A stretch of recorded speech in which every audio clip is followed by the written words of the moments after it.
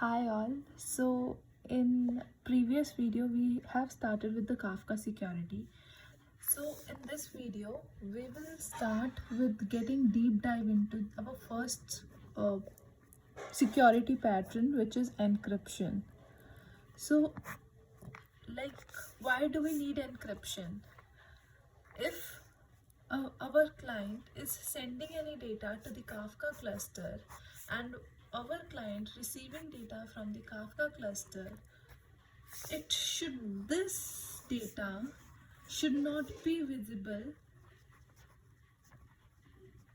over network, because if it is visible over network, what will happen? It does not leads to security, and anybody can see this data. And suppose, okay, just understand, if I'm sending my username and password here, and if anybody can see it, they can misuse my data, correct? So this is the reason that we need encryption here, that our data is not visible over network and nobody can hamper my data, nobody can misuse my data. So this is one point. Now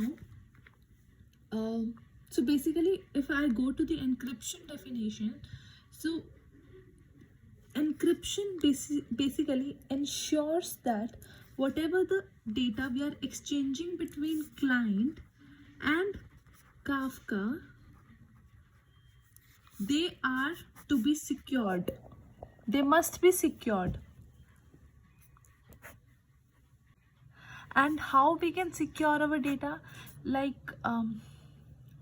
We are working in the development world, so we must have used this HTTPS protocol. And how does it help us? This S is for security. So here S refers to the security, and while using the HTTPS we have always followed the SSL or TLS encryption form. So this SSL refers to the secure socket layer, and while dealing with it, while going through the HTTPS protocol, what basically we do here.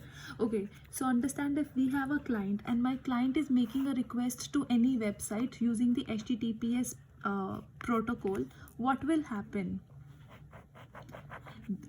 The server which is handling this request, since this claims for the encryption thing, what will happen? It will send its certificate. It will send its certificate along with the public key, and whatever the certificate is sent by this server, the client will verify if it is valid by the third party. If it is valid, then they will form a connection and start sending the data in the encrypted form, and thus making our data secure.